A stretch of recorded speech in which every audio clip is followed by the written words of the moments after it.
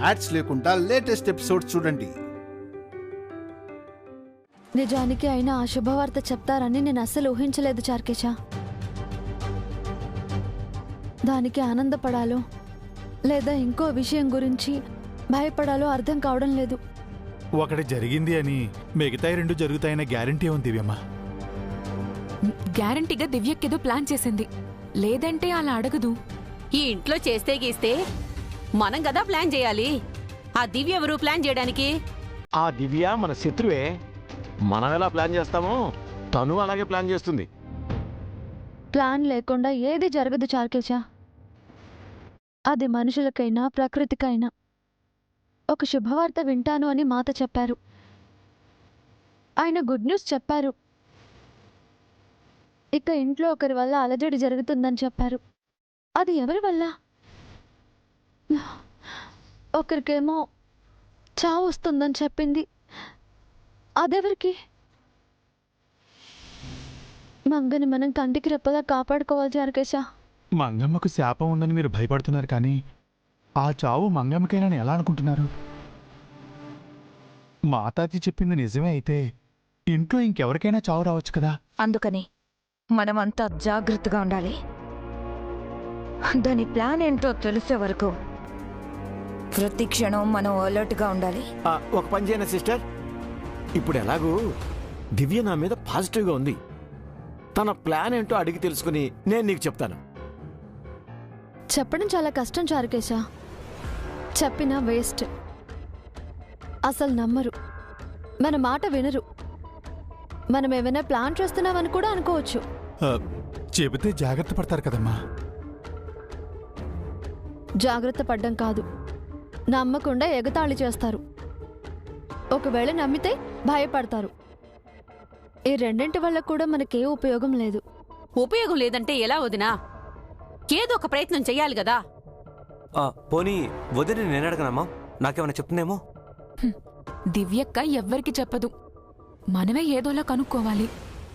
ఏదోలా అంటే ఏం చెయ్యాలి? ఏదో ఒకటి చెయ్యాలి. ఏం చేసైనా సరే ఈ ఫ్యామిలీని కాపాడాలి. ఎవరి ప్రాణం పోకూడదు, ఎవరూ బాధపడకూడదు. ప్రమాదం ఏ రూపంలో వచ్చినా సరే ఫైట్ చేయడానికి రెడీగా ఉండాలి.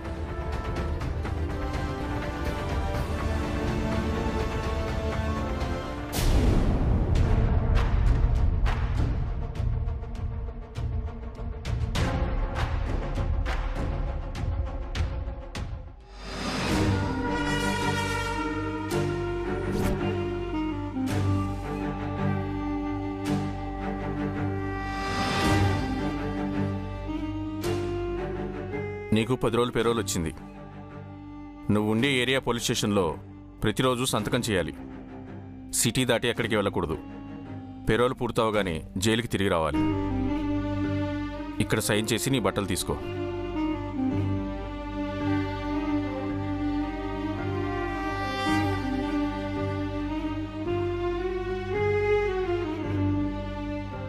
బయట నేను చెయ్యాల్సిన సంతకాలు కొన్నున్నాయి.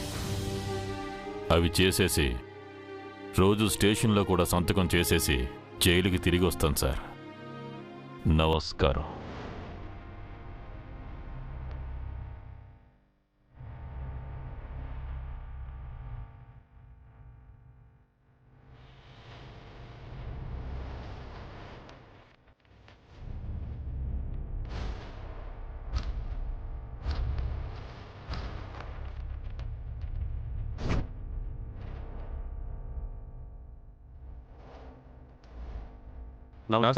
నమస్తే అన్న.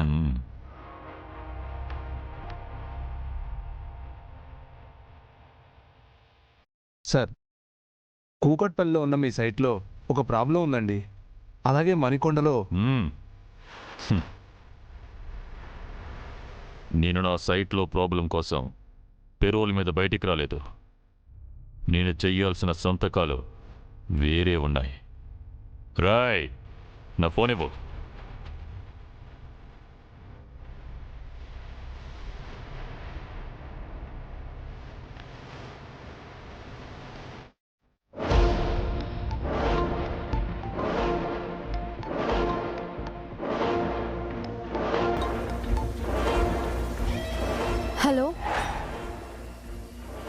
నమస్కారం లాయరమ్మా.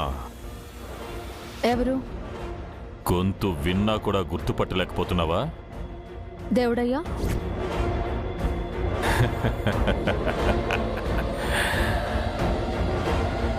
Happy new year దివ్యమ్మా.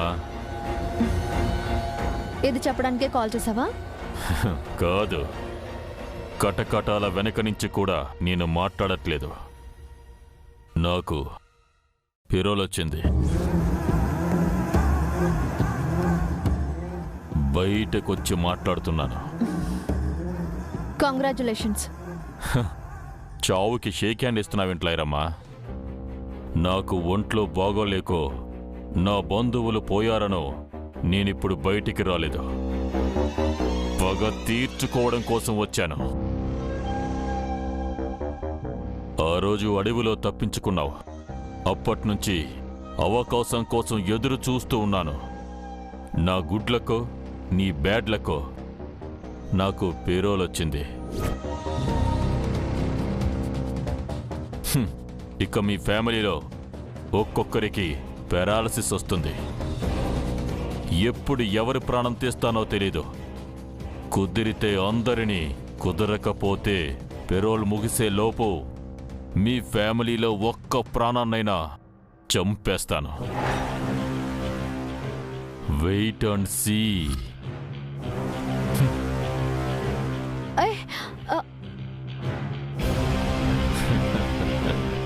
సార్, మీరు పెరోల్ మీద బయటకు వచ్చారు. ఎలాంటి క్రైము చేయకూడదు సార్. చేస్తే మీకు పెరోల్ రద్దయ్యి శిక్షాకాలం పూర్తయ్యే వరకు మళ్ళీ పెరోల్ రాదు సార్. అక్కర్లేదు లాయర్, ఇదే నా ఆఖరి పెరోల్. నా పగ తీర్చుకుంటాను. మీ కుటుంబంలో ఒకరికి మరణం సంభవించబోతోంది. ఏమైంది దివ్యమ్మా?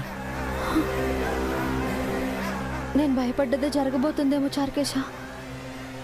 ఆ మాతాజీ చెప్పిన మూడో విషయం జరగబోతోంది.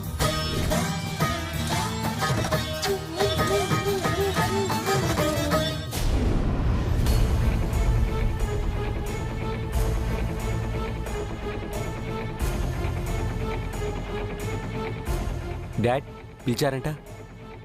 భువనా, చిన్నబాబుతోటి నువ్వు మాట్లాడతావా, నేను మాట్లాడనా? దీపు మీద డౌట్ నీకే కదా ప్రసాద్, నువ్వే మాట్లాడు. ఏ విషయం డాడ్? బిజినెస్ చేస్తానని నా దగ్గర డబ్బు తీసుకున్నావు. ఆ డబ్బు ఏం చేశావు? అది కన్స్ట్రక్షన్ ఫీల్డ్లో పెట్టాను డాడ్. ఒక ప్లేస్ని డెవలప్మెంట్కి తీసుకొని అపార్ట్మెంట్ కడుతున్నారు. నిజమే చెప్తున్నావా? అబద్ధం చెప్పాల్సిన కర్మ దీపుకేం ప్రసాద్? మరి వీడెందుకు సైట్కి వెళ్ళటం లేదు? కన్స్ట్రక్షన్ ఎంతవరకు వచ్చిందో రోజు చూసుకోవాలి కదా. 24 గంటలు ఇంట్లోనే ఉంటున్నాడు. ఏమిటిది? మా ఫ్రెండ్స్తో కలిసి ఆ బిజినెస్ చేస్తున్నాను డాడ్. వాళ్ళు చూసుకుంటున్నారు. మరి నువ్వేం చేస్తున్నావు? నీ భార్య కొంగు పట్టుకుని తిరుగుతున్నావా, లేక మీ అత్తయ్య మామయ్యలతో కబుర్లు చెప్తున్నావా? ప్రసాద్! భవనా, పెదబాబుని చూసైనా వీడిని నేర్చుకోమని చెప్పు. వాడు ఇంట్లోంచి బయటికి వెళ్ళిపోయి ఒక స్కూల్లో టీచర్గా పనిచేశాడు. ఈ రోజు ఎక్స్పీరియన్స్తో స్వతంత్రంగా ఒక స్కూల్ని రన్ చేయబోతున్నాడు. నేనిచ్చిన డబ్బులకు వాడు న్యాయం చేయబోతున్నాడు. వ్యాపారంలో సక్సెస్ కాబోతున్నాడు. కొడుకంటే అలా ఉండాలి. అందరి ముందు హర్షని మెచ్చుకోకపోయినా హర్ష ఎదగడం ఈయనకు ఆనందమే అన్నమాట. అంటే దీపు నీ కొడుకు కాదా ప్రసాద్? నిన్న మొన్నటి వరకు హర్ష కూడా ఆ దివ్య కొంగు పట్టుకునే తిరిగాడు. ఇప్పుడేదో తను గొప్ప అని చెప్తున్నావు. హర్ష స్కూల్ స్టార్ట్ చేయడానికి ముందే దీపు కన్స్ట్రక్షన్ స్టార్ట్ చేశాడు. ఎవరు గొప్ప? మరి ఆ విషయం ముందే నాతో ఎందుకు చెప్పలేదు? కన్స్ట్రక్షన్ కంప్లీట్ అయ్యాక చెప్దాం అనుకున్నాను డాడ్. ఒరే, అసలు నువ్వు బిల్డింగే కడుతున్నావా లేక పేక మేడలు కడుతున్నావా? మీకంత అనుమానం ఏంటి మావయ్య? మగవాడన్న తర్వాత కష్టపడి పనిచేయాలి. వయసులో ఉన్నప్పుడే వృద్ధిలోకి రావాలి. ఇటువంటి వాళ్ళని పోషించటం నా వల్ల కాదు. ఆయన బిల్డింగ్ కట్టిస్తున్నారని చెప్పారు కదా మావయ్య. అయినా కూడా మీరు నమ్మకపోతే ఎలా? ఖాళీగా ఇంట్లో కూర్చొని తినేవాళ్ళని నేను నమ్మను. ప్రసాద్, నీకంత డౌట్గా ఉంటే ఆ బిల్డింగ్ దగ్గరికి వెళ్ళి చూసొద్దాం. అదే నేను అనుకుంటున్నాను. నా కళ్ళతో చూస్తే తప్ప నేను నమ్మను. సరే డాడ్, వెళదాం పదండి. మా పద. కుమారి ఎవరు అక్కర్లేదు, నువ్వు నేను మాత్రం వెళ్తున్నావు. పద. సరే డాడ్.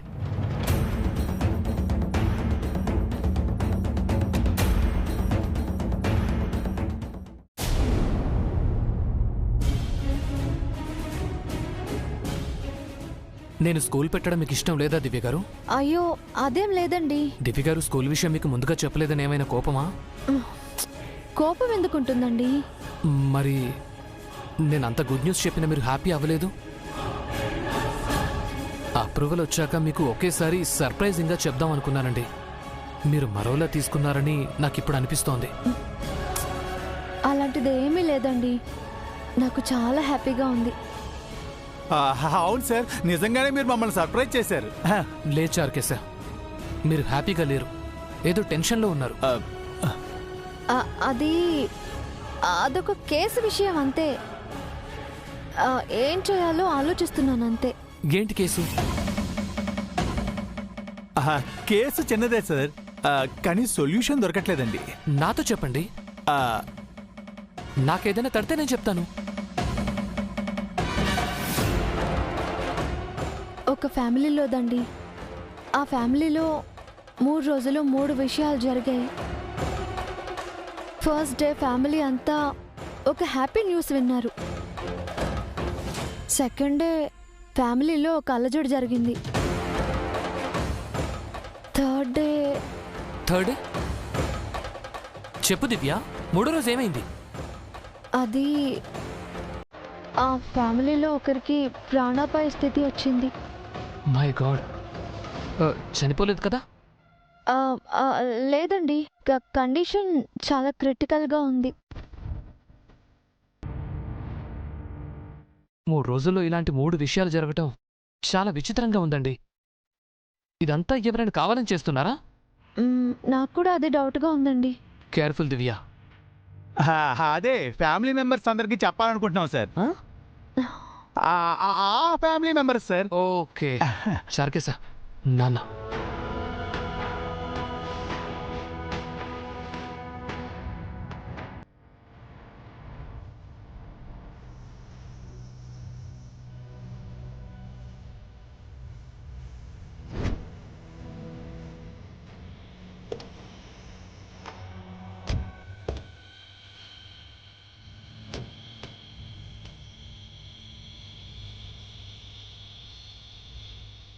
ఏమండి ఏడుకొండల గారు, ఏమిటి హడావుడిగా ఎక్కడికి వెళ్తున్నారు?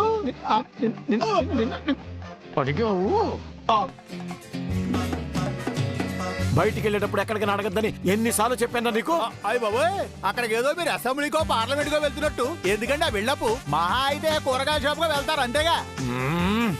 కాదురా, మా అల్లుడు కన్స్ట్రక్షన్ సైట్కి మా వియ్యంకుడు అల్లుడితో పాటు వెళ్తున్నారు.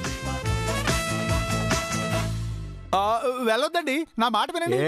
ఎందుకు వెళ్ళకూడదు?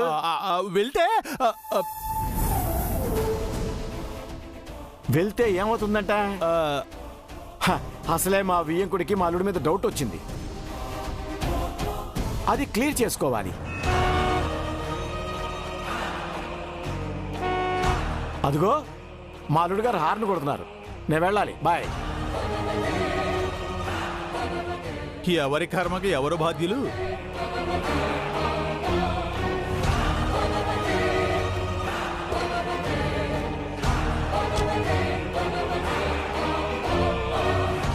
ఏడుకొండల అంకుల్ని బయటకు వెళ్ళొద్దని ఎందుకన్నావు చార్కేశ?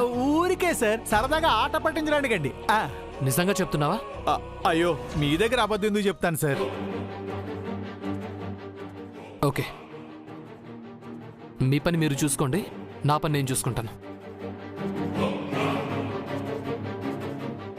ఇప్పుడు ఏం చేద్దాం దివ్యమ్మ?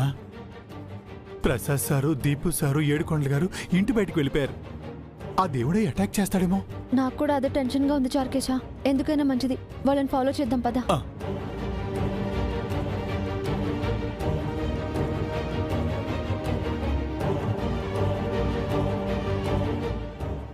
చార్కేశ పద.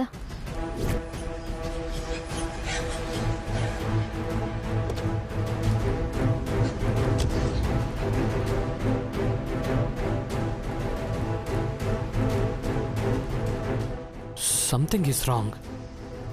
వీళ్ళు నా దగ్గర ఏదో దాస్తున్నారు. లేకపోతే నాన్న వీళ్ళని ఎందుకు ఫాలో అవుతారు?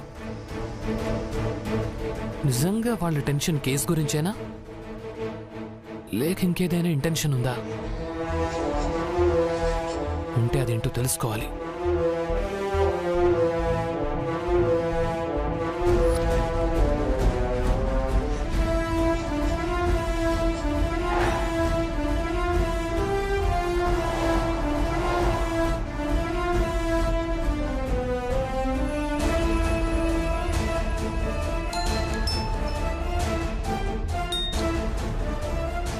చెప్పరా. ఇప్పుడే ఆ పెద్ద లాయరు వాళ్ళ కొడుకు వియంకుడు కారులో ఎటో వెళ్తున్నారు.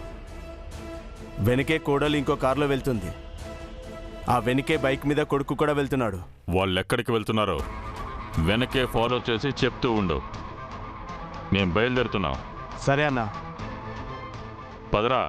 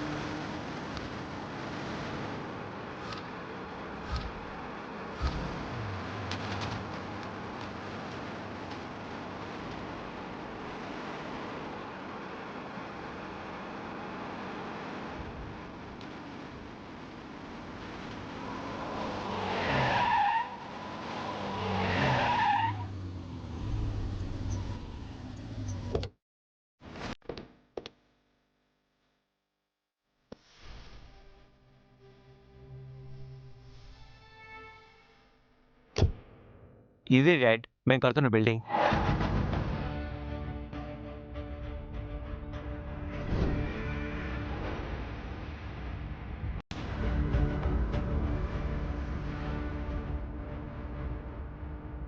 చూసారా బాబు గారు, మా అల్లుడు గారు ఎంత పెద్ద బిల్డింగ్ కడుతున్నారో. మీరు ఇచ్చిన డబ్బుకి న్యాయం చేస్తున్నారు. ఒక్క రూపాయి కూడా వేస్ట్ చేయట్లేదు. అవును, కూలోళ్ళు ఎవరు కనబడటం లేదు, వర్క్ జరగటం లేదా? అది డాడ్, చిన్న ఇష్యూ వచ్చింది. 3-4 డేస్లో వర్క్ స్టార్ట్ అయిపోతుంది.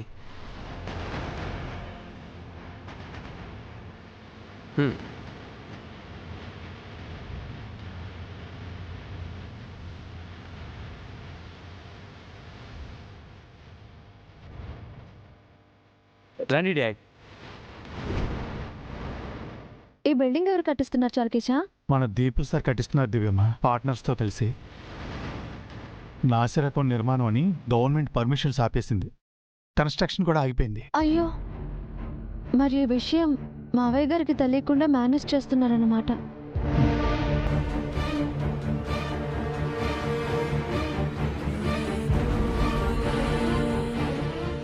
నాన్న వాళ్ళు ఈ ప్లేస్కి ఎందుకు వచ్చారు? వారిని వెతుకుంటూ దివ్య చార్కేసులు ఎందుకు వచ్చారు? అసలు ఇక్కడ ఏం జరుగుతోంది?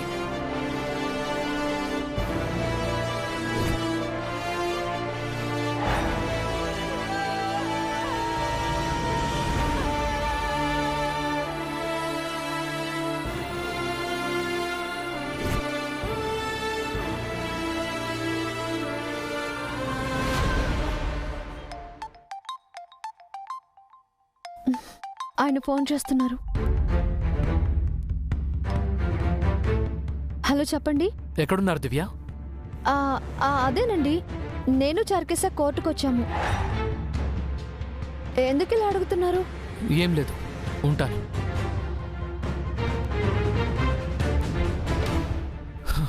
దివ్య ఎందుకు అబద్ధం చెప్తోంది?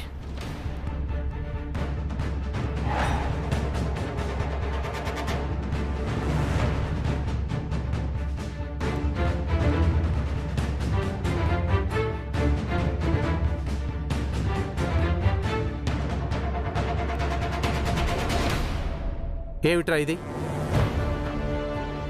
నాసిరకం కన్స్ట్రక్షను ఇలాగని కట్టేది? అసలు ఏ మెటీరియల్ వాడుతున్నారు?